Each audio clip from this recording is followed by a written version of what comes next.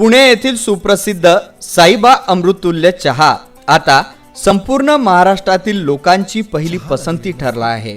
जवळपास एका वर्षा अगोदर पुण्यातील काही ध्येयवेड्या युवकांनी सर्वप्रथम पुण्यातच साईबा अमृततुल्य चहाची पहिली शाखा स्थापन केली।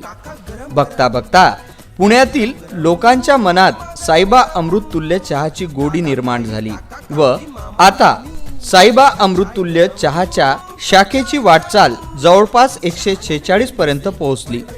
याचं खरं श्रेय जातं त्या पुण्यातील ध्येयवेड्या युवकांना, ज्यांनी साईबा अमृततुल्य चहाचं बीज रोवून आता ते वटवृक्ष झालं व त्यामुळे महाराष्ट्रातील अनेक युवकांना स्वतःच्या पायावर उभं राहून स्वतःचा रोजगार थाटता आला। आता या साईबा अमृततुल्य चहाची 146वी शाखा विदर्भात प्रथमतः अमरावती शहराच्या shop number 5 Kalpataru complex Shegaon कचोरीच्या बाजूला गाडगेनगर अमरावती येथे उघडण्यात आली आहे, ज्याची पुणेकर प्रमाणे अमरावतीकरही गोडी चाखत आहे। 5 ऑगस्ट नागपंचमीच्या पावन पर्वावर साईबा अमृततुल्य चहाच्या प्रतिष्ठानचे उद्घाटन अमरावती शहराचे लोकप्रिय आमदार डॉक्टर सुनील देशमुख यांच्या हस्ते करण्यात आले। चाय पे चर्चांमुळे तर सरकार आलं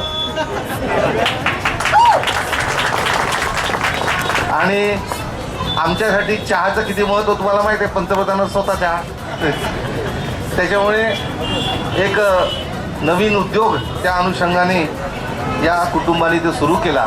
मी या व्हेंचरला माझ्या शुभेच्छा देतो आणि आता ही शाखा 146 आहे। लवकरच याच्या 200च्या वर शाखा अमरावतीतच होतील आणि त्या अनुषंगाने एक चांगला स्पॉट इथे तुम्ही डेव्हलप केला। तुमचं मनापासून अभिनंदन करतो। या उद्घाटन प्रसंगी डॉक्टर सुनील देशमुख, शंकरराव हिंगासपुरे, बाळा भुयार, तुषार भारतीय, चंदू बोमरे व शेकडोच्या संख्येनं चहाप्रेमी उपस्थित होते। अनेक चहाप्रेमींनी चहा पिऊन आम्ही असा चहा अजूनही पिलो नाही असा गौरवोद्गार काढला। ऋषितुल्य गुरुजनांचे अमृततुल्य विचार ऐकले,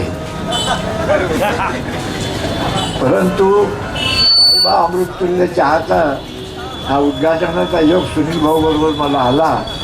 मी खऱ्या अर्थानं माझं भाग्य समजतो। सबसे अच्छा क्या लगा? चाय में मिठास ज़्यादा है, क्या अच्छा है कि अदरक ज़्यादा है? जो मिठास ज़्यादा है आज के बस सुंदर चहा आहे हा, म्हणजे पूर्ण दिवसभराचा थकवा पूर्ण निघून जातो। एक सिप चहाने सुद्धा दिवसभराचा थकवा निघून जातो, त्यामुळे हा एकदम अमृतासारखा चहा आहे। मला हा चहा खूप आवडला आहे। साईबा चहा, साईबा चहा, सारे म्हणती आहा साईबा चहा, साईबा चहा, साईबा साईबा साईबा चहा, साईबा साईबा साईबा चहा, साईबा साईबा साईबा चहा, साईबा साईबा साईबा चहा। चहाला वेळ नसते, परंतु वेळेला चहा हवाच। साईबा अमृततुल्य। घ्या गरम गरम काका, गरम गरम घ्या, गरम गरम मामा, गरम गरम दादा ताई काका काकी मामा मामी, घ्या चाय गरम, प्या चाय गरम।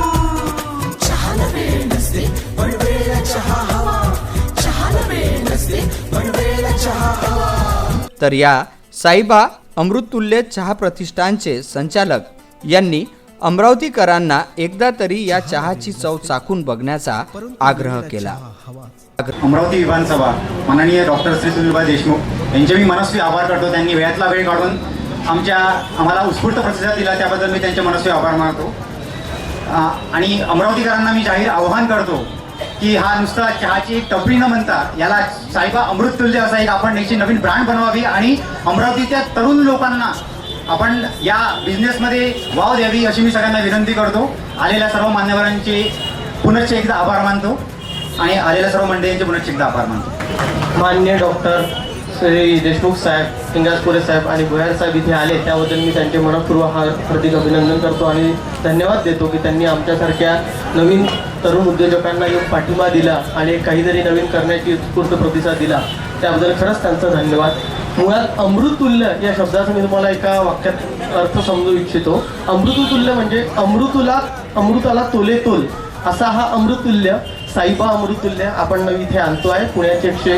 पुण्याचं ब्रांच हा आपल्या इथे 146 नंबरचा म्हणजेच 145 शाखा यांच्या यशस्वीरित्या चालू आहे. पुणे येथे, सोलापूर येथे, पंढरपूर येथे, तुळजापूर येथे, जास्तीत जास्त पश्चिम महाराष्ट्रात आणखीन त्याचा वाव आहे. आपल्या विदर्भात प्रथमच येते. आता नागपूरला पण नवीन ब्रांच येते आहे. तर सर्वांनी या चहाचा एकदा आस्वाद घ्यावा, एकदा हा चहा पिऊन पाहावा, त्यानंतर तुम्ही आम्हाला काय तो प्रतिसाद द्यायचा ठरवायचा. पण माझी इच्छा की सगळ्यांनी एकदा तो चहा पिऊन पाहावा आणि आज तरी सगळ्यांना फ्री असल्यामुळे त्याचा सर्वांनी आस्वाद घ्यावा. धन्यवाद.